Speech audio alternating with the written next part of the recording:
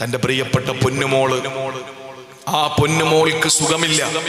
ആ മകളെ ആശുപത്രിയിൽ കൊണ്ടുപോകാൻ പരീക്ഷ കഴിഞ്ഞു വരുന്ന മകളെ കാത്തുനിന്ന പ്രിയപ്പെട്ട ഉമ്മ നോക്കുമ്പോ സിമന്റ് കയറ്റി വന്ന ലോറി, പാലക്കാട് നിന്ന് മണ്ണാർക്കാട് വഴി കോഴിക്കോടേക്ക് പോകുന്ന ലോറി കല്ലടിക്കോടിനടുത്ത് വെച്ചിട്ട് തന്റെ പൊന്നുമോളുടെ തലയിലേക്ക് മറിഞ്ഞു വീഴുന്നത് കണ്ടിട്ട് ഒന്നും ചെയ്യാൻ കഴിയാതെ വിറങ്ങലിച്ചു നിൽക്കുന്ന ഒരു ഉമ്മ, അപകടത്തിൽപ്പെട്ടു കുട്ടികളെന്നറിഞ്ഞിട്ട് ഓടി വന്നിട്ട് ടയറിനടിയിൽ തലയായി പോയ പൊന്നുമക്കളെ വലിച്ചെടുക്കാൻ കഴിയാതെ വന്നപ്പോൾ മുടി മുറിച്ചിട്ട് ആ പ്രിയപ്പെട്ട മക്കളെ വലിച്ചെടുത്തും തിരിച്ചിടുമ്പോഴേക്കും ആ തലമുടി മുറിച്ചിട്ട് തിരിച്ചിട്ട മയ്യപ്പ് തന്റെ പൊന്നുമോളാണെന്ന് അറിഞ്ഞ പിതാവിന്റെ വികാരം അത് മനസ്സിലാക്കണമെങ്കിൽ പ്രിയപ്പെട്ടവരെ ഒരു വാപ്പയാകണം, ഒരു ഉമ്മയാകണം. അപ്പോഴേ അറിയാൻ പറ്റുള്ളൂ.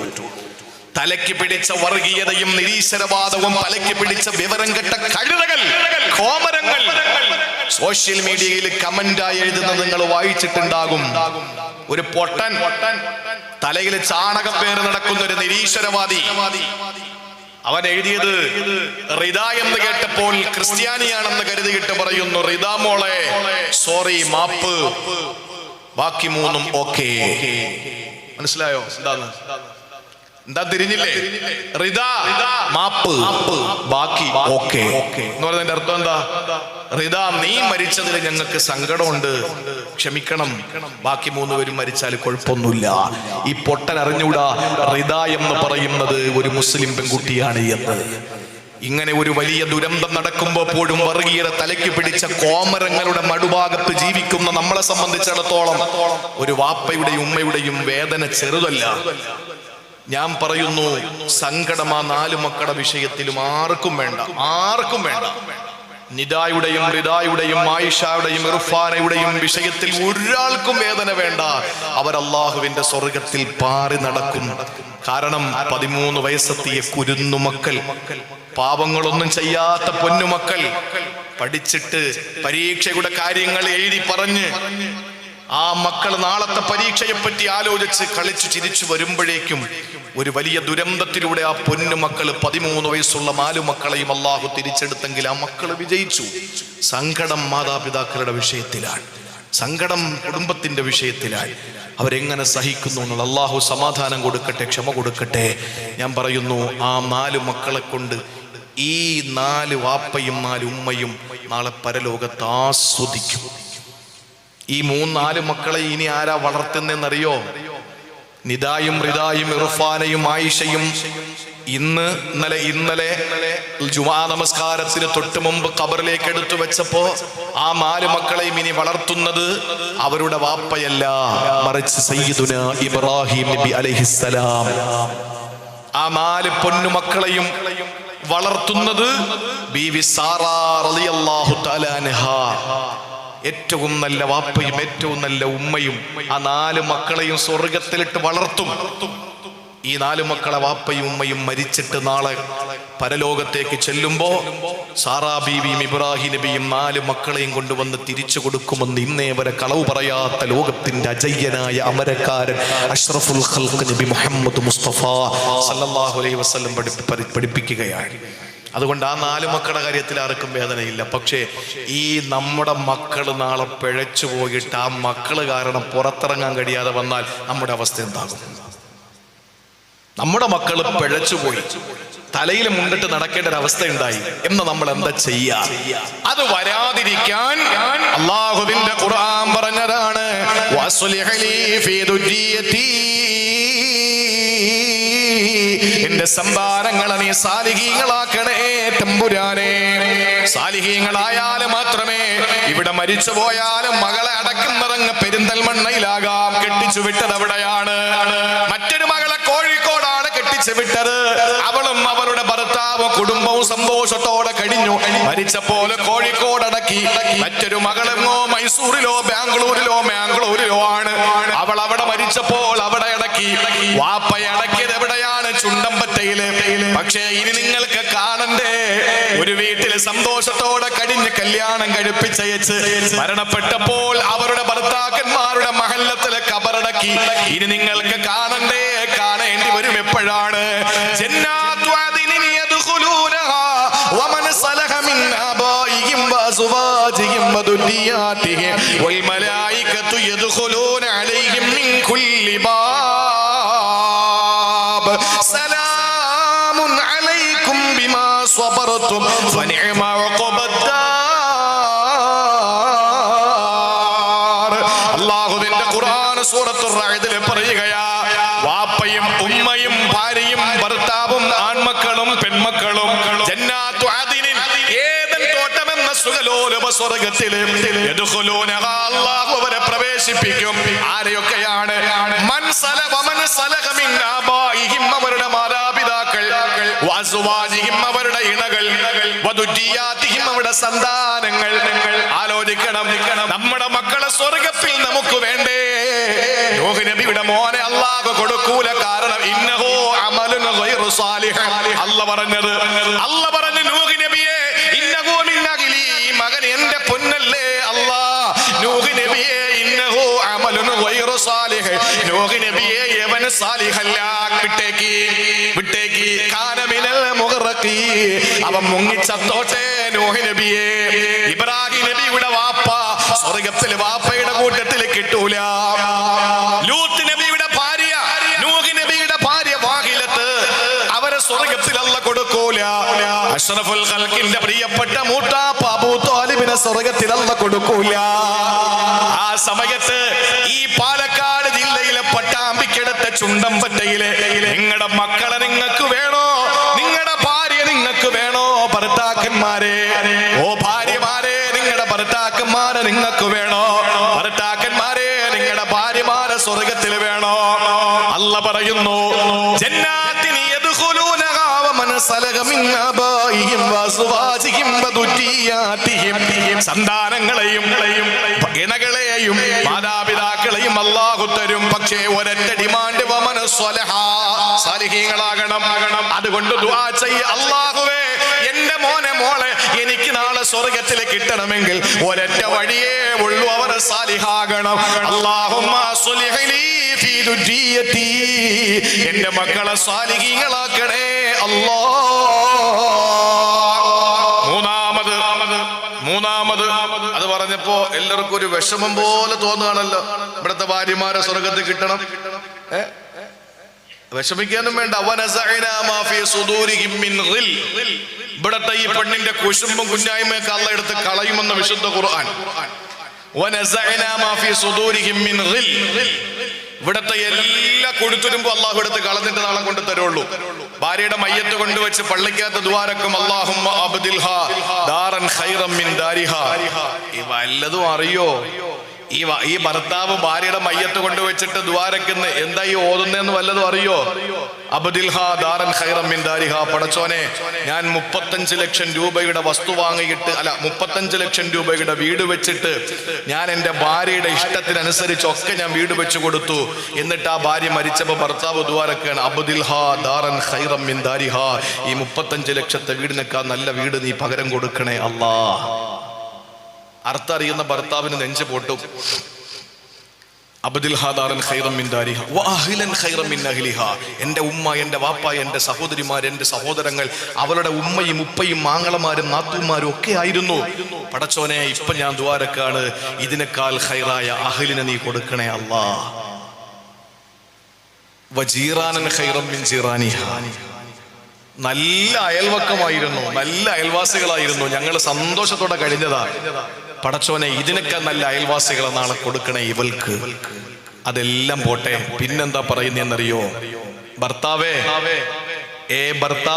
നിന്റെ പ്രിയപ്പെട്ട ഭാര്യയുടെ മയ്യത്ത് കൊണ്ടുവച്ചിട്ട് നീ ദുആരക്കുന്നത് കൈകെട്ടിയിട്ട് മൂന്നാമത്തെ മർമ്മപ്രധാനമായ ആ തക്ബീറിന് ശേഷമുള്ള പ്രാർത്ഥനയിൽ നീ പറയുന്നത് അബ്ദിൽഹാ സൗജൻ ഖൈറൻ മിൻ സൗജിഹാ. ഇതാരാ ദുആരക്കുന്നത്? സ്വന്തം ഭർത്താവ് തന്റെ രാത്രികളെ ധന്യമാക്കി മാറ്റിയ ആരുടെ മാറിടത്തിന്റെ സുഗന്ധമാണോ താൻ ഏറ്റുവാങ്ങിയത്? തന്റെ പ്രിയതമാ, തന്റെ പ്രിയപ്പെട്ടവൾ, തന്റെ എല്ലാമായിരുന്നവൾ, അവൾക്ക് വേണ്ടി ദ്വാരക്കുന്നു. അല്ലാഹുമ്മ അബ്ദിൽഹാ സൗജൻ ഖൈറൻ മിൻ സൗജിഹാ. പടച്ചോനെ, ഇവളുടെ ഇണയേക്കാൾ നല്ലൊരു ഇണയെ നാളെ സ്വർഗത്തിൽ ഇവൾക്ക് കൊടുക്കണേ അല്ലാ. അപ്പൊ നീ ആരായി എന്ന് വെച്ചിട്ട് നാളെ ഇനി ഭാര്യ മരിക്കുമ്പോ മൂന്നാമത്തെ തക്ബീറിന് ശേഷം മിണ്ടാതെ നിൽക്കണ്ട, അങ്ങനെ അവക്ക് കിട്ടണ്ട എന്ന് ചിന്തിക്കണ്ട. എന്റെ പൊന്നു സഹോദര, നീ തന്നെയാണത്. ഖൈറായ സൗജ് എന്ന് പറഞ്ഞാൽ നീ തന്നെയാണ്. എന്തുകൊണ്ട്? ഇതിനേക്കാൾ നല്ല സ്വഭാവം അവിടെ ഉണ്ടാവും, ഇതിനേക്കാൾ നല്ല സൗന്ദര്യം ഉണ്ടാവും. ഇപ്പൊ നരച്ചൊക്കെ ഇരിപ്പുണ്ട്, പിന്നെ മറ്റേ ഐറ്റം ഉള്ളതുകൊണ്ട് ആരും നരച്ചതറിയൂല, അത് വേറൊരു വിഷയം. അപ്പൊ ഏതായിരുന്നാലും നീ നരച്ച്, അല്ലെങ്കിൽ നീ വളഞ്ഞ്, അല്ലെങ്കിൽ നിന്റെ സ്വഭാവം വളവ്, ഇതൊന്നും ഒരു പ്രശ്നമല്ല.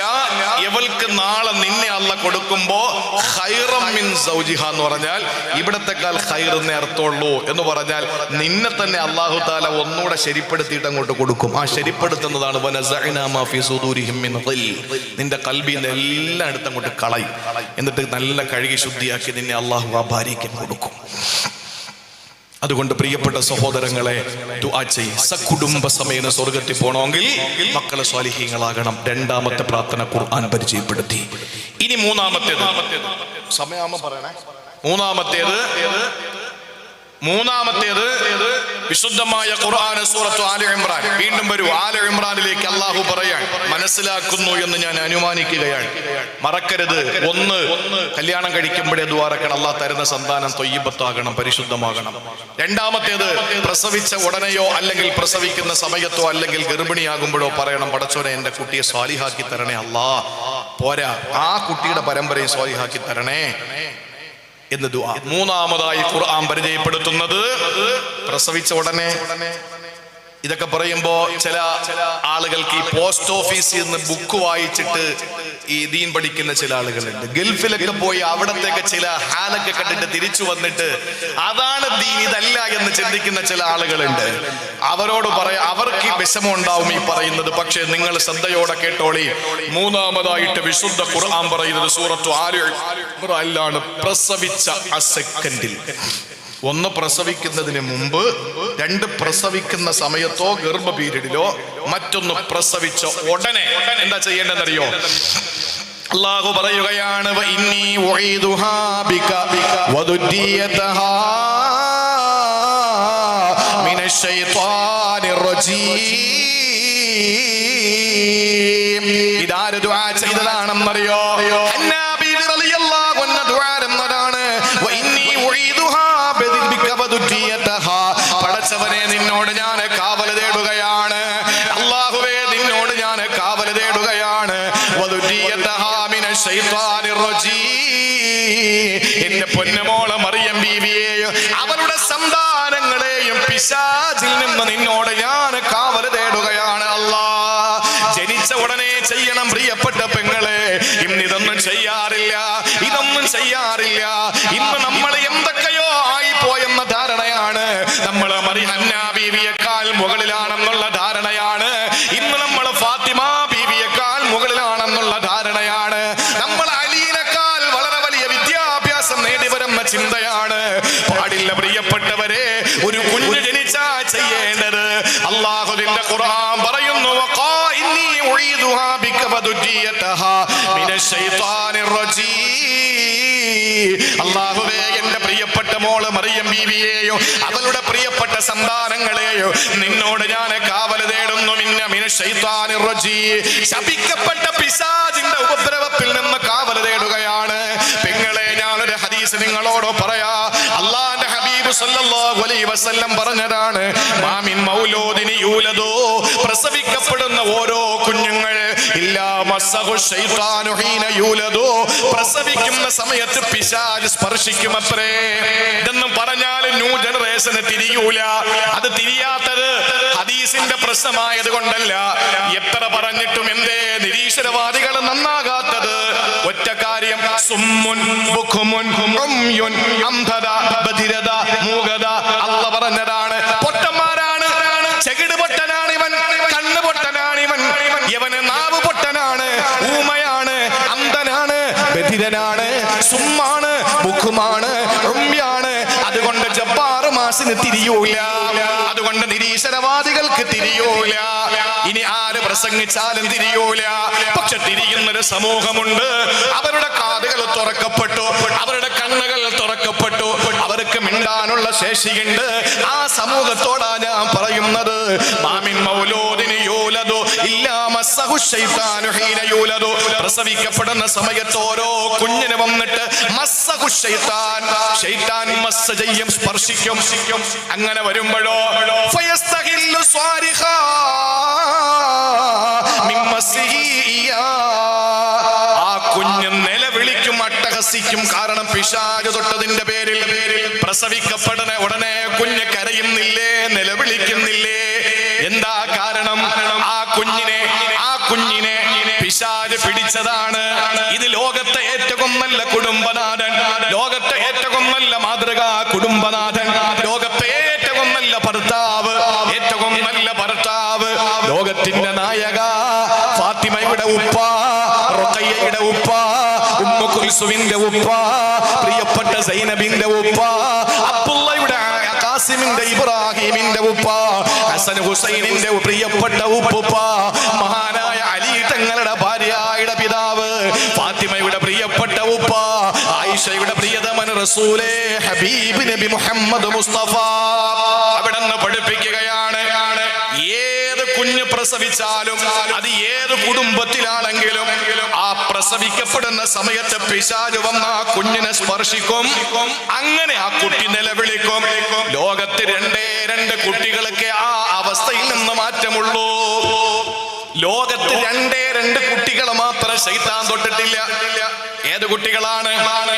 അല്ലാഹുവിന്റെ റസൂൽ പറയുന്നു, ഇല്ലാ മറിയം, ഒന്ന് മറിയം ബീവിയാണ്, വബ്നുഹാ, അവരുടെ പൊന്നുമോൻ റൂഹുല്ലാഹി ഈസാ അലൈഹിസ്സലാം. നിങ്ങൾ എന്റെ കൂടെ വരും സഹോദരങ്ങളെ, നിങ്ങൾ ഇങ്ങോട്ട് ശ്രദ്ധിച്ചേ. ലോകത്ത് പ്രസവിക്കപ്പെട്ട ഉടനെ പിശാചു ബാധ ഏൽക്കാത്ത, പിശാചു തൊടാത്ത രണ്ട് കുട്ടികളെ ഉള്ളൂ. ഒന്ന് മറിയം. ഇതാര് മനസ്സിലാക്കണം? അമേരിക്ക പ്രതിനിധാനം ചെയ്യുന്ന, ജോ ബൈഡൻ പ്രതിനിധാനം ചെയ്യുന്ന, ലോകത്തെ ഏറ്റവും വലിയ ശതകോടീശ്വരനായ ഡൊണാൾഡ് ട്രംപ് എന്ന് പറയുന്ന അമേരിക്കയുടെ വരാനിരിക്കുന്ന ഭാവി പ്രസിഡന്റ് മനസ്സിലാക്കണം. ഇസ്രയേൽ എന്ന് പറയുന്ന ജൂതരാഷ്ട്രത്തിന് എല്ലാവിധ ആയുധങ്ങളും സമ്മാനിച്ചുകൊണ്ട് പാവപ്പെട്ട ഫലസ്തീനിലെ പൊന്നുമക്കളെ നിഷ്ഠൂരമായി കൊന്നൊടുക്കുന്ന, ഓരോ ഹോസ്പിറ്റലിന്റെ മോർച്ചറിയുടെ മുമ്പിൽ കൊന്നുകൂട്ടപ്പെടുന്ന പാവപ്പെട്ട ഫലസ്തീനി മക്കളുടെ ശരീരത്തിലൂടെ ടാങ്കർ കയറ്റിയിറക്കിയിട്ട്, വലിയ JCBകൾ കയറ്റിയിറക്കിയിട്ട് മരിച്ചുപോയ കുഞ്ഞുങ്ങളെ പോലും നിഷ്ഠൂരമായി ആ കുഞ്ഞുങ്ങളുടെ മൃതശരീരത്തെ മോശമായ നിലയിൽ ചതച്ചരച്ച് കളയുന്ന ഇസ്രയേൽ ബെന്യമിൻ നെതന്യാഹുവും അമേരിക്കയുടെ ജോ ബൈഡനും കേൾക്കണം. ലോകത്തിന്റെ നേതാവ്, ഫലസ്തീൻ പ്രതിനിധാനം ചെയ്യുന്ന മുഹമ്മദ് മുസ്തഫ സല്ലല്ലാഹു അലൈഹി വസല്ലമ തങ്ങൾ ലോകത്ത് പഠിപ്പിച്ചത്, ലോകത്ത് പിശാചു ബാധ ഏൽക്കാത്ത ഒരേ ഒരു കുട്ടി, ആ രണ്ട് കുട്ടികളിൽ ആദ്യത്തെ കുട്ടി ഇല്ല മറിയം, ഒന്ന് മറിയം ബീവിയാണ്. ആ മറിയം ബീവിയുടെ പരിശുദ്ധി റസൂലുള്ളാഹി തങ്ങൾ, ലോകത്തിന്റെ ഏത് റസൂലുള്ളാഹ്, ഫലസ്തീനിലെ മക്കൾ വിശ്വസിക്കുന്ന മുഹമ്മദ് റസൂലുള്ളാഹ്, ആ മക്കൾ വിശ്വസിക്കുന്ന മുഹമ്മദ് റസൂലുള്ളാഹ് പറയുന്നു, ഈ മറിയം ബീവി, ഏത് മറിയം ബീവി? അമേരിക്കക്കാർ അംഗീകരിക്കുന്ന, ആരാധിക്കുന്ന മറിയം ബീവി എന്ന മറിയം, ആ മറിയം ബീവിയെ പിശാചേൽക്കാത്ത ഒരു പെണ്ണാണെന്ന് പറയുമ്പോൾ, ഈ അമേരിക്ക എല്ലാ ആയുധങ്ങളും കൊടുക്കുന്ന, ആയുധം വാങ്ങിയിട്ട് ഫലസ്തീനികളെ കൊന്നൊടുക്കുന്ന ഈ ജൂതന്മാരാകുന്ന ഇസ്രയേലികൾ പറയുന്നു മറിയം വ്യഭിചാരിണിയാണ്, മലഞ്ചെരുവിൽ പോയി വ്യഭിചരിച്ച പെണ്ണാണ് എന്ന്. ഇപ്പോഴും അവരുടെ തീരുമാനത്തിൽ മാറ്റമില്ല. അപ്പോഴും ഫലസ്തീനികൾ പറയുന്നു മറിയം ബീവി റളിയല്ലാഹു അൻഹാ, മറിയം ബീവി മുസ്ലിമാണ്, മറിയം ബീവി ചാരിത്രശുദ്ധിയുള്ളവളാണ്, മറിയം ബീവി സ്വർഗത്തിലെ നേതാവാണ്, മറിയം ബീവി പിശാചേൽക്കാത്ത പെണ്ണാണ് എന്ന് ഫലസ്തീനികൾ വിശ്വസിക്കുന്നു. ഇസ്രായേൽ വിശ്വസിക്കുന്നത് എന്താണ്? ഈ മറിയം ബീവി വ്യഭിചാരിണിയാണ് എന്ന്. എന്നിട്ട് അമേരിക്കക്കാര് മറിയം ബീവിയുടെ ആൾക്കാരെന്ന് അവർ വിശ്വസിക്കുന്ന അമേരിക്കക്കാര് ആയുധം കൊടുക്കുന്നത് ഈ അമേരിക്കയുടെ നേതാവാകുന്ന മറിയം ബീവിയെ ചീത്ത വിളിക്കുന്ന ഇസ്രായേലിന്. ആരെ കൊല്ലാൻ? മറിയം ബീവിയുടെ പരിശുദ്ധിയെ ലോകത്തിന്റെ മുമ്പിൽ പാടിപ്പുകഴ്ത്തിയ ഫലസ്തീനികളെ കൊല്ലാൻ. ചിന്തിച്ചു നോക്ക്, ഉണർന്ന് ചിന്തിക്ക്. അല്ലാഹു ബോധം തരട്ടെ. പ്രിയപ്പെട്ട സഹോദരങ്ങളെ, മറിയം ബീവിക്ക് പിശാച് ബാധ ഏറ്റിട്ടില്ല. രണ്ടാമത് വബ്നുഹ, അവരുടെ പൊന്നുമോൻ ആരാ? റൂഹുല്ലാഹി ഈസാ അലൈഹിസ്സലാം. എന്തുകൊണ്ട് എന്താ കാര്യം എന്നറിയാം? മറിയം ബീവി അടുക്കൽ പ്രസവിച്ച സമയത്ത് ശൈത്താൻ വരാത്തതും മറിയം ബീവി പ്രസവിച്ചപ്പോൾ ഈസാ നബി എടുത്ത് ശൈത്താൻ വരാത്തതിന് ഒറ്റ കാരണം ഹന്നാ ബീവി ദുആയിരുന്നു. വഇന്നി ഉഈദുഹാ ബിക വദുദിയതഹാ മിനശ്ശൈത്വാനിർ റജീം. അല്ലാഹുവേ, എന്റെ പൊന്നുമോൾ ആരുടെ ദുആ? ഹന്നാ ബീവിയുടെ ദുആ, ഇമ്രാന്റെ ഭാര്യ മറിയമിന്റെ ഉമ്മയുടെ ദുആ. പടച്ചോനെ, എന്റെ പൊന്നുമോൾ മറിയമിന്റെ അടുത്ത് ശൈത്താൻ വരല്ലേ അല്ലാ. മാത്രമല്ല വദുദിയതഹാ, എന്റെ മറിയമിന്റെ സന്താനങ്ങളുടെ അടുക്കലും. ആരാ മറിയമിന്റെ സന്താനം? ഈസാ നബി. അതുകൊണ്ട് പ്രിയപ്പെട്ട പെങ്ങളെ, ലേബർ റൂമിലേക്ക് കൊണ്ടുപോകുമ്പോ മറക്കാതെ എഴുതി പഠിക്കേണ്ട ഒരു ആയത്താണ്. പ്രസവിച്ച ഉടനെ ബാങ്ക് വലത് കാതിലും ഇടത് കാതിൽ ഇഖാമത്തും കൊടുക്കുന്ന കൂട്ടത്തിൽ നമ്മൾ വലത് കാതിലും ഇടത് കാതിലും ഒന്ന് ദുആ ചെയ്യണം. അല്ലാഹുമ്മ ഇന്നി ഉഈദുഹാ ബിക വദുദിയതഹാ മിനശ്ശൈത്വാനിർ റജീം. പടച്ചോനെ, നീ തന്ന കുഞ്ഞിനെ പിശാച് ഏൽക്കല്ലേ അല്ലാ. എന്താ സംഭവിച്ച കുട്ടിക്ക്? വാപ്പാടെ മുമ്പിൽ വെച്ച് കള്ളു കുടിക്കുന്ന മാൻ എങ്ങനെ ഉണ്ടായി? ഈ ദുആ പ്രസവിച്ച സമയത്ത് നീ ഓതിയിരുന്നോ? ഇല്ല. അവന്റെ കൂടെ ശൈത്താനുണ്ട്. അല്ലാഹു കാത്തുരക്ഷിക്കട്ടെ. അതുകൊണ്ട് മൂന്നാമതായി ഖുർആൻ പരിചയപ്പെടുത്തുന്ന പ്രാർത്ഥന, പ്രസവിച്ച ഉടനെ ആ കുട്ടിക്ക് പിശാച് ബാധയിൽ നിന്ന് ദുആ ചെയ്യണം, വരാതിരിക്കാൻ. ഇനി 4 ഞാനിനി ഓടിച്ചു പറയാൻ, എല്ലാം പറയാൻ കഴിയുമെന്ന് എനിക്ക് ഉറപ്പില്ല. എത്തുന്നത് എവിടെയാണോ അപ്പോഴും നിർത്തും ഇൻഷാ അല്ലാഹ്. നാലാമതായി ഖുർആൻ പരിചയപ്പെടുത്തുന്നത്, അങ്ങനെ മാഷാ അല്ലാഹ് കുഞ്ഞ് പ്രസവിച്ചു, കുഞ്ഞ് മനോഹരമായി, അതൊക്കെ ഓതി ബാങ്കൊക്കെ കൊടുത്ത് തന്റെ അടുത്തേക്ക് കൊണ്ട് കിടത്തി. അപ്പോഴാണ് കൂട്ടുകാരി വിളിച്ചു, അല്ലെങ്കിൽ ഭർത്താവ് വന്നു, അല്ലെങ്കിൽ ബന്ധുക്കൾ വന്നു, കുഞ്ഞിനെ കാണാൻ വേണ്ടി വന്നു. ഭാര്യയോട് ചോദിച്ചു, ഭർത്താവ് വെളിയിൽ നിൽക്കാൻ ഏറ്റവും കൂടുതൽ ടെൻഷൻ അടിക്കുന്ന സമയം എപ്പോഴാ ഭർത്താവിന്? എപ്പോഴാ? ഭാര്യ ലേബർ റൂമിൽ കിടക്കുമ്പോഴാണ്. ഒരു ഭർത്താവിന്, പെണ്ണുങ്ങൾക്ക് ഇതെന്ന് പറഞ്ഞുകൂടാ, അവര് മരണത്തോട് മല്ലടിക്കാണ് അത് അകത്ത്. ഭർത്താവോ പുറത്താകെ ടെൻഷനിലാണ്. ഭാര്യ പ്രസവിച്ചു എന്ന് അകത്ത് നിന്ന് വിവരം കിട്ടുമ്പോ അടുത്തേക്ക് വന്ന കൂട്ടുകാരോട് ഇവൻ പറയാണ്, ഭാര്യ പ്രസവിച്ചു. എന്ത് പ്രസവ? എന്ത് പ്രസവ?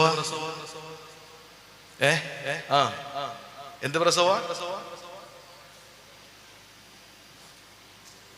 എന്താ ഇവിടെ പ്രസവത്തിന് പറയുന്നത്? ഭാര്യ പ്രസവിച്ചോ? ഭാര്യ പ്രസവിച്ചു. എങ്ങനെയാ? സുഖപ്രസവം. എന്തൊരു സുഖമാണ്! ചോദിച്ചു നോക്കണം ഭാര്യയോട്. നല്ല പ്രസവം, സുഖപ്രസവമായിരുന്നു. എന്റെ പ്രിയപ്പെട്ടവരെ, മരണത്തോട് മല്ലിട്ട് ശരീരത്തിന്റെ മുഴുവൻ അസ്ഥികളും ഒടിയുന്ന നുറുങ്ങുന്ന വേദനയോടെ ആ പ്രസവിക്കപ്പെടുന്ന കുഞ്ഞിനെ പുറത്തേക്ക് കൊണ്ടുവന്ന് ആ പ്രിയപ്പെട്ട കുഞ്ഞിനെ തന്റെ നേരെ ചരിച്ച് കിടത്തി ആ മാതൃത്വത്തിന്റെ അടയാളമായി തന്റെ നെഞ്ചകത്ത് നിന്ന് മധുവെന്ന മുലപ്പാൽ നുകർന്ന് സ്തനപാനം നടത്തുന്ന ആദ്യഘട്ടത്തിൽ ഒരു പെണ്ണിനുണ്ടാകുന്ന അനുഭൂതിയും ഒരു പെണ്ണിനുണ്ടാകുന്ന ആ ഒരു വികാരമുണ്ടല്ലോ, ആ പെണ്ണൊരു ഉമ്മയാണ്. ഒരു സ്ത്രീത്വം തെളിയിക്കപ്പെട്ടിരിക്കുകയാണ്, താനൊരു ഉമ്മയായിരിക്കുകയാണ് എന്ന് പറയുന്ന ആ ഒരു സുന്ദര സുരഭില മുഹൂർത്തത്തിന്റെ സമയത്ത് നിന്റെ കണ്ണിന് ആ കുട്ടി ആരാകണം എന്ന് വിശുദ്ധ ഖുർആനിൽ ദുആ. അള്ളാഹു മനസ്സിലാക്കേണ്ട തൗഫീക്ക് നൽകി അനുഗ്രഹിക്കുമാറാവട്ടെ. അള്ളാഹു നമ്മുടെ മക്കളെ ഏറ്റവും നല്ല സാലിഹീങ്ങളാക്കി തന്ന് അനുഗ്രഹിക്കുമാറാവട്ടെ. ആരും പോകരുത്. ബിസ്മില്ലാഹിർ റഹ്മാനിർ റഹീം.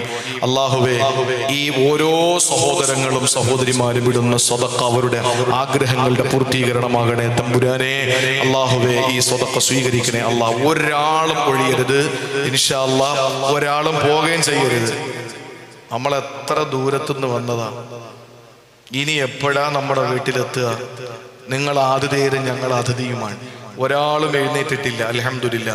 പക്ഷേ ദുആ കഴിഞ്ഞ് 3 സ്വലാത്തോടു കൂടി ഇൻഷാ അല്ലാഹ് ഇത് പിരിയുന്നത് വരെ ഒരാളും എഴുന്നേറ്റ് പോകരുത്. നിങ്ങളുടെ പോക്കറ്റിൽ നിന്ന് നല്ലൊരു ഹദി എടുത്ത് പടച്ചോനെ, വേറൊരു ദുആയും വേണ്ട, എൻ്റെ സന്താന പരമ്പരയെ നന്നാക്കി തരണേ തമ്പുരാനെ എന്ന നിയ്യത്തോടെ പടച്ചോനെ, ഇവിടെ ഉണ്ടായ പാലക്കാട് ജില്ലയിലുണ്ടായ അപകടത്തെ പോലെ ഞങ്ങളുടെ മക്കൾ പഠിക്കാനും കളിക്കാനും ഓടുന്ന ചാടുന്ന മക്കളാ, ശലഭങ്ങളെ പോലെ പറക്കുന്ന മക്കളാ.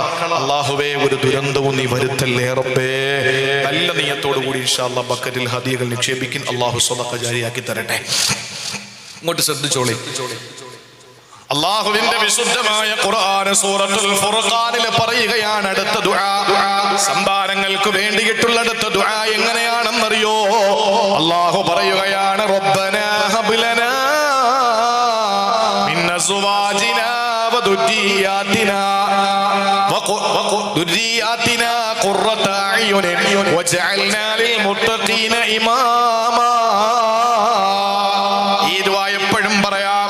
40 വയസ്സായ മകന്റെ പ്രിയപ്പെട്ട ഉമ്മ 60 വയസ്സുകാരിയെ, 40 വയസ്സുകാരനായ പ്രിയപ്പെട്ട പൊന്നുമോന്റെ വാപ്പ 70ഉം 80ഉം വയസ്സുള്ള ഉപ്പ. നിങ്ങൾക്ക് ദുആ ചെയ്യാം. 7ഉം 8ഉം വയസ്സുള്ള പ്രിയപ്പെട്ട പൊന്നുമക്കളുടെ വാപ്പ 40 വയസ്സുകാരാ. നിങ്ങൾക്ക് ദുആ ചെയ്യാം, മടിക്കണ്ട. എന്താ പടച്ചോനെ, റബ്ബനാ ഹബ് ലനാ മിൻ അസ്വാജിനാ വദുരിയാതിനാ ഖുർറത അയ്യുനിൻ. പടച്ചോനെ, എൻ്റെ സന്താനങ്ങളെ എൻ്റെ കണ്ണിന് കുളിർമയാക്കി തരണേ അല്ലാ.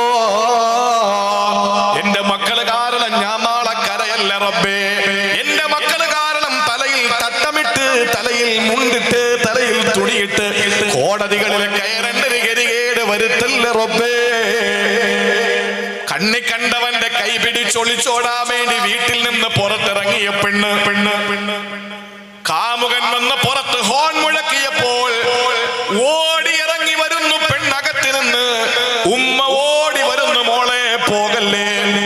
വാപ്പ ഓടി വന്നിട്ട് വാഹനത്തിന്റെ മുമ്പിലേക്ക് കയറി നിന്നിട്ട് പറഞ്ഞു, ഞാൻ വിടൂല.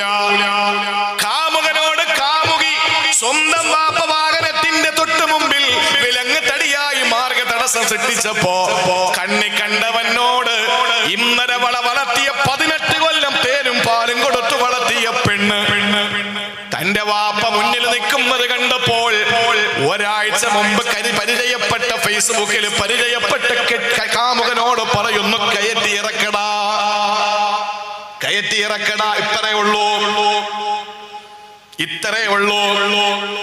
വാപ്പ മുന്നിൽ കയറി പറയുന്നു, പൊന്നുമോളെ, നിന്നെ ഞാൻ വിട്ടുകൊടുക്കില്ല. ഇവന് ക്രിമിനലാണ്, ഇവൻ കഞ്ചാവാണ്. മകള് വണ്ടിക്കകത്തിരുന്ന് കാമുകനോട് പറയുന്നു, മാറിയില്ലെങ്കിൽ കയറ്റി ഇറക്കിക്കൊണ്ടുപോയ്ക്കോ. ഇത്രേ ഉള്ളു ചെറുപ്പക്കാരാ, ഇത്രേ ഉള്ളൂ. അതുകൊണ്ട് ദുആ ചെയ്യ് പടച്ചവനെ, ഞാൻ കരയുന്ന മക്കളാക്കല്ല അല്ലാ. എന്റെ കണ്ണിൽ നിന്ന് കണ്ണുനീർ തുള്ളികൾ വരല്ലേ അല്ലാ. റബ്ബനാ ഹബ് ലനാ മിൻ അസ്വാജിനാ വദുരിയാതിനാ ഖുർറത അയ്യുനിൻ. പടച്ചോനെ, എന്റെ കണ്ണിന് എപ്പോഴും നല്ല തണുപ്പ്, കണ്ണിനെപ്പോഴും കണ്ണിന് കുളിർമ. ഒരു കാര്യം പഠിച്ചോ, അല്ലാഹുവിന്റെ ഖുർആൻ 114 അധ്യായങ്ങൾ 6660 ചില്ലുവാനമായത്തുകളിൽ ഖുർആനിൽ 3 മാത്രമേ ഖുർറത്തു ഐൻ എന്നല്ല പറഞ്ഞിട്ടുള്ളൂ. 3 സ്ഥലങ്ങളിലെ ഖുർറത്തു ഐൻ പറഞ്ഞിട്ടുള്ളൂ, കണ്ണിന് കുളിർമ. 4ാമതൊരു സ്ഥലം നമുക്ക് കാണാൻ പറ്റില്ല. അല്ലാഹു അഅലം. 3 സ്ഥലങ്ങളിലാണ് അല്ലാഹു പറഞ്ഞത് ഖുർറത്തു ഐൻ, കണ്ണിന് കുളിർമയെന്ന്. അതിൽ ഒന്നിതാണ്, എന്റെ മക്കളെ കണ്ണിനെ കുളിർമയാക്ക് റബ്ബേ. ഇനി 2 എവിടെ എന്നറിയോ? ഫിർഔനിന്റെ ഭാര്യ ആസിയ. ഫിർഔന് മൊത്ത് ഈജിപ്തിലെ തന്റെ കൊട്ടാരത്തിന്റെ മുന്നിൽ നിൽക്കുമ്പോ കഴിഞ്ഞ ആഴ്ച ഇതേ സമയം ഞാൻ ഈജിപ്തിലാണ്. ഈജിപ്തിൽ ഫിർഔനിന്റെ കൊട്ടാരത്തിന്റെ മുറ്റത്ത് ആസിയ ബീവിയോടൊപ്പം ഉലാത്തുമ്പോ നൈലിന്റെ ഓളങ്ങളെ തടം തല്ലിക്കൊണ്ടൊരു പെട്ടി വരുന്നുണ്ട്. പെട്ടിക്കുള്ളിൽ മൂസയെന്ന കുട്ടിയ. ഉമ്മ പേടിച്ചപ്പോൾ അള്ളാഹുവിന്റെ തീരുമാന പ്രകാരം പെട്ടിക്കുള്ളിലാക്കി കുട്ടിയെ നൈലിലേക്ക് വലിച്ചെറിഞ്ഞു. 3 മണിക്കൂറോളം നൈലിലൂടെ ഇങ്ങനെ സഞ്ചരിച്ചു. ഇതെല്ലാം എന്റെ കൂടെ വന്നവർക്ക് ഞാൻ പറഞ്ഞു കൊടുത്തു. ആ സമയത്ത് നൈലിലൂടെ ഇങ്ങനെ സഞ്ചരിക്കുമ്പോ ചിന്തിച്ചു, ഓളങ്ങൾ കണ്ടപ്പോ ഈ ഓളത്തിലല്ലേ മൂസാ നബി ഒഴുകി വന്നത്. പ്രിയപ്പെട്ട സഹോദരങ്ങളെ, ആ മൂസാ നബിയെ പറ്റി പറഞ്ഞ ആസിയ ബീവി, ഈ കുട്ടിയെ നമുക്ക് വളർത്തിയാലോ, ഖുർറത്തു ഐനി വലക്, നിങ്ങൾക്കും എനിക്കും കണ്ണിന് കുളിർമയാകുന്ന കുട്ടി. അപ്പോഴും മൂസായാണെന്ന് കരുതിയിട്ട് പരിസരത്തിലെ പ്രസവിക്കുന്ന പെണ്ണുങ്ങളുടെ ശരീരത്തിൽ നിന്ന് ആ പേറ്റ് നോവിന്റെ വേദന മാറും മുമ്പ്, ഗർഭാശയത്തിന്റെ നനവ് വിട്ട് മാറും മുമ്പ്, കാലിന്റെ ഇളം ചുവപ്പ് വിട്ട് മാറും മുമ്പ് ഗർഭസ്ഥ ശിശുവിനെ എടുത്തിട്ട് ലിംഗനിർണയം നടത്തിയിട്ട് ആണാണെങ്കിൽ കൊല്ലുന്ന ഫറോവ എന്ന ഏറ്റവും വലിയ ഫാസിസ്റ്റ്, നാസിസ്റ്റ്, ദുർബോധ, ദുർഗുണൻ. ചിന്തിച്ചു നോക്ക്. ആ സമയത്ത് മൂസാ നബി കൊട്ടാരത്തിൽ വളരുന്നു. ഫിർഔനിന്റെ ദാടിയിൽ പിടിച്ചിട്ട് മ്യൂസിയത്ത് കയറിയിട്ട് റാംസീസ് രണ്ടാമനെന്ന ഈ ശൈത്താന്റെ ഫോട്ടോ, ഈ ശൈത്താന്റെ ശരീരം കാണുമ്പോ അവിടെ നിന്ന് ഖുർആനെ പറ്റി അറിയുന്നവൻ ചിന്തിച്ചു പോകും. ഈ യാത്രയിൽ കഴിഞ്ഞ ആഴ്ച റാംസീസ് രണ്ടാമനെന്ന ഈ പറയപ്പെടുന്ന ഫിർഔനിന്റെ ബോഡി ഇങ്ങനെ വെച്ചിട്ടുണ്ട്. നരച്ച തലമുടി, ഇപ്പോഴും രോമം കൊഴിഞ്ഞിട്ടില്ല. നരച്ച തലമുടിയില്ലേ? സംശയം ഉണ്ടെങ്കിൽ 85,000 മുടക്കി ഒന്ന് പോയി നോക്ക്, അല്ലെങ്കിൽ 60-70,000 മുടക്കി ഒന്ന് പോയി നോക്ക്. ഫിർഔനിന്റെ തലയുടെ നരച്ച രോമങ്ങൾ, ബേക്കിലെ രോമങ്ങൾ കൊഴിഞ്ഞിട്ടില്ല ഇപ്പോഴും.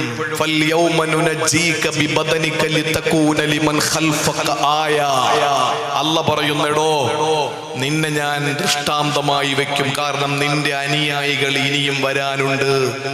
അത് ഈജിപ്തിൽ മാത്രമല്ല, ലോകത്ത് വിവിധ രാഷ്ട്രങ്ങളിൽ, ആഫ്രിക്കയിലും ഏഷ്യയിലും ഇന്ത്യയിലും ഒക്കെ വരാനുണ്ട്. ഇവനൊക്കെ പഠിക്കട്ടെ നിന്നെ, നീ ദൃഷ്ടാന്തമാണെന്ന് പറഞ്ഞ അല്ലാഹു തആല ചെങ്കടലിൽ നിന്ന് അവന്റെ ബോഡി എടുത്ത് ഈ കെയ്റോയിലെ മ്യൂസിയത്തിൽ കൊണ്ടുവച്ചിട്ടുണ്ട് ഇപ്പോഴും.